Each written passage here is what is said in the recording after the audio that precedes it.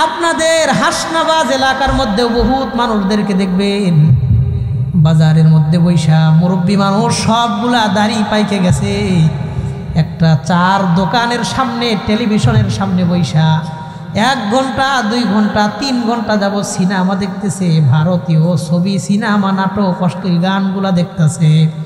আশেপাশে অসংখ্য ছোট ছোট বাচ্চা নিজের সন্তানের বয়স নাতির বয়সের পোলাপানের লগ্গে বৈশা মুরব্বী মানুষ 1-2 ঘন্টা যাব সিনেমা দেখে। এটা যে একটা গুনাহ, এটা যে একটা অন্যায়, এই মুরব্বী বাবা গুনাহটারে গুনাহ মনে করে না। আল্লাহর নবী বললেন শেষ একটা জামানা আসবে যখন মানুষ গুনাহরে গুনাহ মনে করবে না।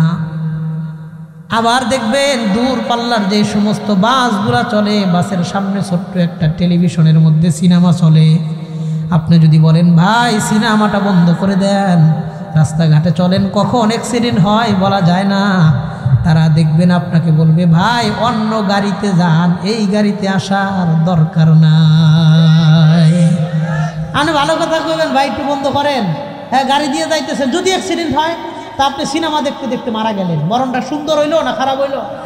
খারাপ। আপনি ভালো বুঝে কইবেন, দেখবেন চেহারাটা ঘুরাইয়া খুব আপনি আরেক গাড়িতে যান, এই গাড়িতে আমাদের দরকার নাই। আছে না নাই? প্রত্যেকটা সেলুন যেই দোকানে মানুষের চুল কাটে গিয়া দেখবেন এমন জোরে জোরে ডিজে গান ছাড়ছে, 10 মিনিট বইলে মাথা ব্যথা শুরু হয়। কথা কন কেমন যেন আল্লাহর নবীর ওই হাদিসের কথাই মনে হয়। নবীজি বলছেন শেষ জামানার মানুষ গুনাহ করবে, গুনাহটারে গুনাহ মনে করবে না, অন্যায়কে অন্যায় মনে করবে না। যেই সমাজের মানুষ গুনাহরে গুনাহ মনে করবে না, ওই এলাকার মধ্যে আল্লাহ 2টা শাস্তি দিবেন। 1 নাম্বার ইল্লা ফাশা ফিহিমুত তাউন, ওই এলাকার মধ্যে আল্লাহ মহামারী তৈরি করে দিবেন, বিভিন্ন রকমের মহামারী ওই এলাকার মধ্যে আসবে। 2 নাম্বার ওয়াল আউজাউল্লাতী লাম তাকুন মাযাত ফি আসলাফিহিমুল্লাযীনা মাযাউ, ওই এলাকার মধ্যে এমন এমন নতুন নতুন রোগ বালাই আল্লাহ দিয়ে দিবেন, আগের মানুষেরা ওই রোগের নাম কোনোদিন শুই নাও দেখে না। এই জন্য দেখবেন বর্তমান মানুষের মধ্যে এমন এমন অসংখ্য রোগ পাওয়া যায়, 50,000 টাকা খরচ কইরা পরীক্ষা করছে কি রোগ, ওই রোগ পর্যন্তই ধরা পড়ে না। নবীজি বুখারীর হাদিসে বলেন, হাদিসটা শুনলে আপনারা আশ্চর্য হইবেন, আগে হাদিসটা শুনছেন কিনা জানা নাই। নবীজি বলেন বুখারীর হাদিস, وعن أنس بن مالك رضي الله تعالى عنه قال قال النبي صلى الله عليه وسلم, হযরত আনাস ইবনে মালিক রাদিয়াল্লাহু আনহু বলেন, নবীজি বলেন ইন্নামা আনা বুইস্তু ওয়াসাআতু কাহাতাইন, আমি আর কিয়ামত এমন অবস্থায় প্রেরিত হয়েছি, আমাকে আল্লাহ দুনিয়াতে পাঠাইছেন যখন আমি আর কিয়ামত এমন। ওয়া আশারা বিইসবাইহি সাব্বাবাতি ওয়াল ওয়ুসতা, এরপরে নবীজি 2টা আঙ্গুল আকাশের দিকে উঠাইলেন, মধ্যমা আর তর্জনী, এই 2টা আঙ্গুল নবীজি উঠায়া বললেন দেখো, একটা আঙ্গুল আর একটা আঙ্গুল থেকে যতটা কাছাকাছি, আমি আর কিয়ামত এতটাই কাছাকাছি। বলেন নাউজুবিল্লাহ। এই 2টা আঙ্গুল উঠায় কয় একটা আমি একটা কিয়ামত, যতটা কাছাকাছি 2টা আমি আর কিয়ামত কাছাকাছি এতটাই। এর মাঝখান থেকেও 1400 1450 বছর চলে গেছে। বলেন তো কিয়ামতটাকে আরো দূরে যাইতেছে না কাছে আসতেছে? কাছে আসতেছে, হ্যাঁ একদম কাছাকাছি আসতেছে। এর আগে আমি আপনাদের একটা হাদিস শোনাই, ইবনে মাজাহ কিতাবের 4019 নম্বর হাদিসের বর্ণনা।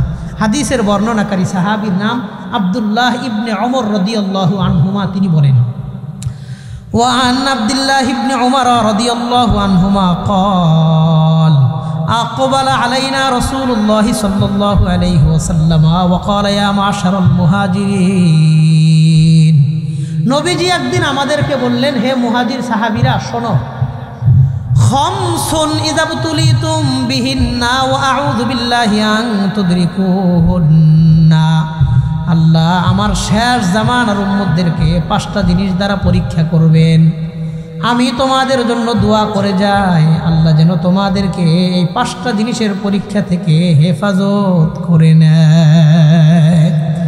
আমি তোমাদের জন্য দোয়া করি আল্লাহ যেন এই 5 পরীক্ষায় তোমাদেরকে না ফালান। কিন্তু আমার শেষ জামানার যে উম্মতরা দুনিয়াতে আসবে তাদেরকে আল্লাহ 5টা পরীক্ষা করবেন। কোন কয়টা? সবাই একটু কন না, কয়টা? এই 5টা পরীক্ষা আমাদের সমাজে আছে কিনা আমরা একটু মিলানোর চেষ্টা করব ইনশাআল্লাহ। ঠিক আছে না ইনশাআল্লাহ? 1 নাম্বার নবীজি বললেন, লাম তাজহারিল ফাহিশাতু ফি কওমিন কত্তু হাত্তা ইউলিনু বিহা ইল্লা ফাশা ফিহিমুত তাউন ওয়াল আউজাউল্লাতী লাম তাকুন মাযাত ফি আসলাফিহিমুল্লাযীনা মাযাউ। 1 নাম্বার নবীজি বললেন, শেষ জামানার মানুষরা গুনাহ করবে, গুনাহকে গুনাহ মনে করবে না, অন্যায় করবে, গুনাহ করবে, এই গুনাহটারে কোনো গুনাহ মনে করবে না। এটা কেমন কথা হুজুর, গুনারে গুনাহ মনে করবে না? উদাহরণ আছে, যেমন আপনাদের হাসনাবাদ এলাকার মধ্যে বহুত মানুষদেরকে দেখবেন বাজারের মধ্যে বৈশা, মুরব্বী মানুষ সবগুলা দাড়ি পাইকে গেছে, একটা চার দোকানের সামনে টেলিভিশনের সামনে বৈশা 1 ঘন্টা 2 ঘন্টা 3 ঘন্টা যাব সিনেমা দেখতেছে, ভারতীয় ছবি, সিনেমা, নাটক, অশ্লীল গানগুলা দেখতেছে। আশেপাশে অসংখ্য ছোট ছোট বাচ্চা নিজের সন্তানের বয়স, নাতির বয়সের পোলাপানের লগ্গে বৈশা মুরব্বী মানুষ 1-2 ঘন্টা যাব সিনেমা দেখে। এটা যে একটা গুনাহ, এটা যে একটা অন্যায়, এই মুরব্বী বাবা গুনাহটারে গুনাহ মনে করে না। আল্লাহর নবী বললেন, শেষ একটা জামানা আসবে যখন মানুষ গুনাহরে গুনাহ মনে করবে না। আবার দেখবেন দূর পাল্লার যে সমস্ত বাসগুলা চলে, বাসের সামনে ছোট্ট একটা টেলিভিশনের মধ্যে সিনেমা চলে। আপনি যদি বলেন ভাই সিনেমাটা বন্ধ করে দেন, রাস্তাঘাটে চলেন, কখন অ্যাক্সিডেন্ট হয় বলা যায় না, তারা দেখবেন আপনাকে বলবে ভাই অন্য গাড়িতে যান, এই গাড়িতে আসার দরকার নাই। আপনি ভালো কথা কইবেন, ভাই একটু বন্ধ করেন, হ্যাঁ গাড়ি দিয়ে যাইতেছে, যদি অ্যাক্সিডেন্ট হয় তা আপনি সিনেমা দেখতে দেখতে মারা গেলেন, বরণটা সুন্দর হইলো না খারাপ হইলো? খারাপ। আপনি ভালো বুঝে কইবেন, দেখবেন চেহারাটা ঘুরাইয়া খুব আপনি আরেক গাড়িতে যান, এই গাড়িতে আমাদের দরকার নাই। আছে না নাই? প্রত্যেকটা সেলুন যেই দোকানে মানুষের চুল কাটে গিয়া দেখবেন এমন জোরে জোরে ডিজে গান ছাড়ছে, 10 মিনিট বইলে মাথা ব্যথা শুরু হয়। কথা কন কেমন যেন আল্লাহর নবীর ওই হাদিসের কথাই মনে হয়। নবীজি বলছেন শেষ জামানার মানুষ গুনাহ করবে, গুনাহটারে গুনাহ মনে করবে না, অন্যায়কে অন্যায় মনে করবে না। যেই সমাজের মানুষ গুনাহরে গুনাহ মনে করবে না, ওই এলাকার মধ্যে আল্লাহ 2টা শাস্তি দিবেন। 1 নাম্বার, ইল্লা ফাশা ফিহিমুত তাউন, ওই এলাকার মধ্যে আল্লাহ মহামারী তৈরি করে দিবেন, বিভিন্ন রকমের মহামারী ওই এলাকার মধ্যে আসবে। 2 নাম্বার, ওয়াল আউজাউল্লাতী লাম তাকুন মাযাত ফি আসলাফিহিমুল্লাযীনা মাযাউ, ওই এলাকার মধ্যে এমন এমন নতুন নতুন রোগ বালাই আল্লাহ দিয়ে দিবেন, আগের মানুষেরা ওই রোগের নাম কোনোদিন শুই নাও দেখে না। এই জন্য দেখবেন বর্তমান মানুষের মধ্যে এমন এমন অসংখ্য রোগ পাওয়া যায়, 50,000 টাকা খরচ কইরা পরীক্ষা করছে, কি রোগ, ওই রোগ পর্যন্তই ধরা পড়ে না। 60 টাকা শেষ চিকিৎসার ট্রিটমেন্ট তো দূরের কথা, রোগ কি এটাই জানে না। অসংখ্য রোগ আমাদের সমাজে, নতুন নতুন রোগ আছে, আগের 50 বছর আগের মুরব্বীরা ওইসব নাম ওই কোনোদিন শোনে নাই, এমন অসংখ্য রোগ আছে না নাই? আছে। নবীজি বললেন যারা অন্যায়কে অন্যায় মনে করবে না, গুনাহকে গুনাহ মনে করবে না, নতুন নতুন রোগ দিয়ে আল্লাহ তাদের শাস্তি দিবেন। আল্লাহ আমাদেরকে গুনাহকে গুনাহ মনে করে বিরত থাকার তৌফিক দান করেন, বলেন না আমিন। 2 নাম্বার নবীজি বলেন, ওয়ালাম ইয়ানকুসু আল মিজান ওয়াল মিকিয়াল, শেষ জামানার ব্যবসায়ীরা ওজনে কম দিবে।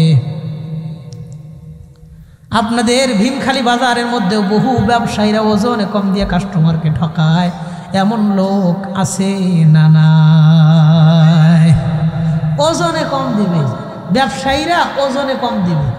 এই যে রমজান মাস আসতেছে, দেখবেন ব্যবসায়ীরা সব জিনিসের দাম বাড়াই দিচ্ছে। অহন যেটা কেজি 50 টাকা, রমজান আইলে 70 টাকা। কথা কন। সারা বিশ্বের মানুষ রমজান আইলে দাম কমায় দেয়, রমজান আইলে অফার দেয়, যাতে সবাই যেন ভালো মন্দ কিছু কিনা খাইতে পারে। একমাত্র বাংলাদেশ যেখানে রমজান আইলে দাম বাড়ায় দেয়। বিশ্বে কোথাও এমন কোনো অসভ্য রাষ্ট্র পাইবেন না। আমাকে বাংলাদেশের মানুষ যেমন। এই জন্য তো আমি কই এই দেশ কোনোদিন ভালো হবে না, কারণ এই দেশের মানুষ কোনোদিন ভালো হবে না। কথা কন।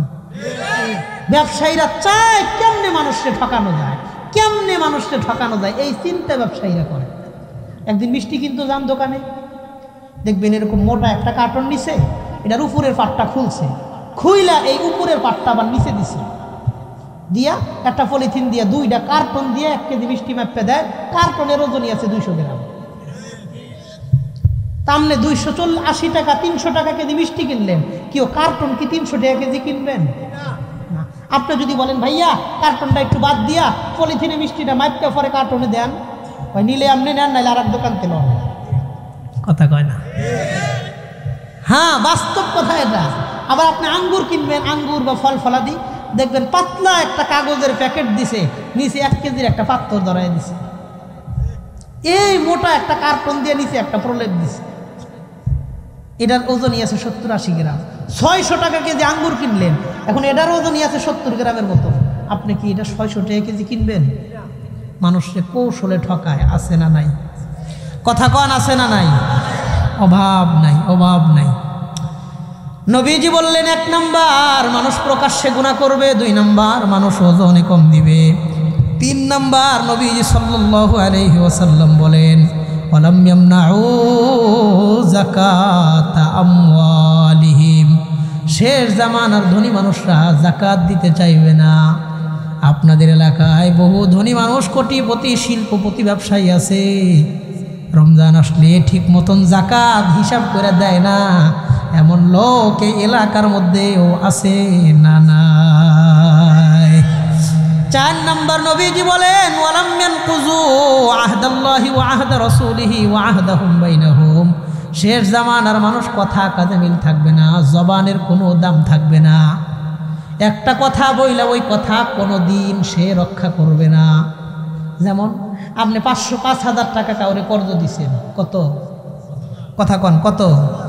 5,000 টাকা কর্জ দিছেন, আগামী মাসের 10 তারিখ দেওয়ার কথা। আপনার 4 বছর গেছে, কিন্তু আগামী মাসও আসে নাই, 10 তারিখও আসে নাই। কথাই কয় না? হ্যাঁ, এই 5,000 টাকা উদ্ধার করতে গিয়া আপনার 1,000 টাকা মোবাইলেই শেষ। নতুন জুতাটা তার পিছনে ঘুরতে ঘুরতে পুরান হয়ে গেছে, এখন জুতার নিচে মাটি দেখা যায়, তারপরে আল্লাহর ওলির চেহারা দেখা যায় না। কথা কন। অভাব নাই, এমন দিনদার টাটকা ওলি সমাজে অভাব নাই। কথা কন। এই জন্য মানুষ এখন আর কর্জ দেয় না, সুদ দেয়, সুদ। হ্যাঁ, আপনি মইরা যান, কর্জ চাইবেন, কর্জ দিব না, কারণ তার সে জানে যে এখন তো আপনি বিপদে আছেন, কর্জটা দেওয়ার পরে আমি সহ বিপদে পড়ব। একজনই বিপদে থাকুন বাড়া, 2 জনের বিপদে পড়ার দরকার নাই। মানুষের যেদিন থেকে জবান নষ্ট হয়েছে, কথা নষ্ট হয়েছে, মুআমেলাত নষ্ট হয়েছে, ওই দিন থেকে সমাজে সুদ ব্যাপক হয়েছে। এই জন্য দেখবেন সবাই মানুষ কর্জ দেয় না, কিছু কিছু মানুষ সে ঠিকই কর্জ দেয়। কারণ কি, এই লোকটার লোকে লেনদেন ভালো, কথা যা বলে তা করে, এই জন্য বলে তোমার যখন টাকা লাগবে আমারে কইবা, দিতে অসুবিধা নাই। আর এক লোক কান্দে মরে গেলেও টাকা দেয় না। আল্লাহ আমাদেরকে কথা কাজে মিল রাখার তৌফিক দান করেন, বলেন আমিন।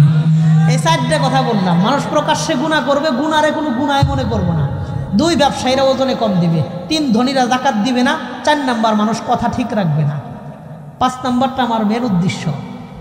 আল্লাহ নবীজি বলেন ওয়ামা লাম তাহকুম আইম্মাতুহুম বিকিতাবিল্লাহ ইল্লা জাআলাল্লাহু বাসাহুম বাইনাহুম, শেষ জামানার মানুষ কোরআন সুন্নাহ ভিত্তিক ফয়সালা করবে না।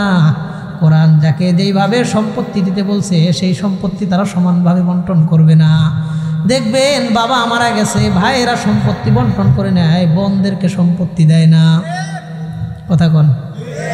বাবা মারা গেছে, ভাইরা সম্পত্তি বন্টন করে নেয়, বোনদেরকে সম্পত্তি দেয় না। দাদা মারা গেছে, বাপ চাচারা সম্পত্তি বন্টন করে নেয়, ফুফুদেরকে সম্পত্তি দিতে চায় না। এই জন্য আমগো সমাজে দেখবেন অধিকাংশ মানুষ খালাম্মাদের লোকের সম্পর্ক খুব ভালো। খালা, খালাতো ভাই, খালাতো বোন সবার লোকে একটা যোগাযোগ আছে, সুন্দর সম্পর্ক, আওয়া দাওয়া আছে। অধিকাংশ মানুষের লোকে এই খালাদের সাথে সম্পর্ক ভালো, কিন্তু অধিকাংশ মানুষের ফুফুদের সাথে সম্পর্ক ভালো না। কারণ কি? কারণ হলো ফুফুদেরকে দেওয়ান লাগে, খালাদের কাছে দেওয়ান লাগে না। ফুফুরা সম্পত্তি পায়, এই জন্য ফুফুদের লোকে মানুষের সম্পর্ক ভালো থাকে না, কারণ দেয়ও না, সম্পর্কর গুল্লি মারে দেয়। আর খালারা সম্পত্তি পায়ও না, এর লেগে তাদের লোকে সম্পর্কটা ভালো। কথা কন ঠিক কিনা? হ্যাঁ, নবীজি বললেন শেষ জামানায় মানুষ অন্যের সম্পত্তি দখল করে, অন্যের সম্পত্তি ভোগ দখলের নেশা মানুষের মধ্যে থাকবে। বলেন আছে না নাই? আল্লাহর নবী বললেন যারা একে অন্যের সম্পত্তি দিবে না, অন্যের সম্পত্তি ভোগ দখল করার নেশা থাকবে, শোনো তোমরা, ইল্লা জাআলাল্লাহু বাসাহুম বাইনাহুম, এই পরিবারের মধ্যে আল্লাহ তাআলা অশান্তি লাগাইয়াই রাখবেন, কোনোদিন সুখ আর শান্তি দিবেন না। আল্লাহ এই পরিবারে সুখ শান্তি দিবেন না। যেমন আপনারা নিজেরাই দেখবেন, সুনামগঞ্জে খুব শহরে ভালো একটা জায়গা কিনা সুন্দর করে বাড়ি করছে, 4 তলা। কয়তলা? 4 তলা। বন্ধের সম্পত্তি দিছে না, ফুফুদের সম্পত্তি দিছে না, সব গ্রামের সম্পত্তি বিক্রি করে শহরে গিয়ে জায়গা কিনা বাড়ি করছে। মাশাআল্লাহ, 2টা ছেলে 2টা মেয়ে, 4টে ছেলে মেয়ে নিয়ে 4 তলা বাড়ি করছে, খুব সুন্দর। কিন্তু কোনো দিন রাত্রে ঘুমাইতে পারে না। ওই জায়গায় মামলা, এই জায়গায় পেরেশানি, ব্যবসায়ী লস, দোকানে আগুন লাগছে, এই জায়গায় জমি নিয়ে ঝামেলা হয়েছে, কাগজপত্র নিয়ে সমস্যা হয়েছে, ছেলের নামে মামলা দিছে, এখন এই পেরেশানি সেই পেরেশানি। প্রত্যেক দিন ডাক্তারের কাছে গিয়া ঘুমের ওষুধ কিনা আইনা খায়া পরে ঘুমাইতে হয়। আমি কোনোদিন কোনো রিক্সাওয়ালা, কোনো কামলা, ভ্যানওয়ালা, দিনমজুর তাদেরকে দেখি নাই ডাক্তারের কাছে রাত্রিবেলা গিয়া ঘুমের ওষুধ আইনা খায়া পরে ঘুমাইছে। কথা কন? হ্যাঁ, তারে আল্লাহ দিছে বেশি, কিন্তু সুখ শান্তি নাই। একটার পরে একটা পরিবারে বিপদ আছেই আছে। বিপদ কোনো দিন এই পরিবারের পিছনে ছাড়ে না, মহাবিপদ একটার পরে একটা লাইগা রয়েছে। কারণ কি? খোঁজ নিয়ে দেখবেন আপনার সম্পত্তির মধ্যে অন্যদের সম্পত্তি আছে। অন্যের সম্পত্তি নিয়ে নিজের সম্পত্তির পাহাড় গড়ছেন। নবীজি বলেন ইল্লা জাআলাল্লাহু বাসাহুম বাইনাহুম, এই পরিবারের মধ্যে সহায় সম্পত্তি সব আসবে, কিন্তু এই পরিবারে আল্লাহ কখনো সুখ আর শান্তি দিবেন না।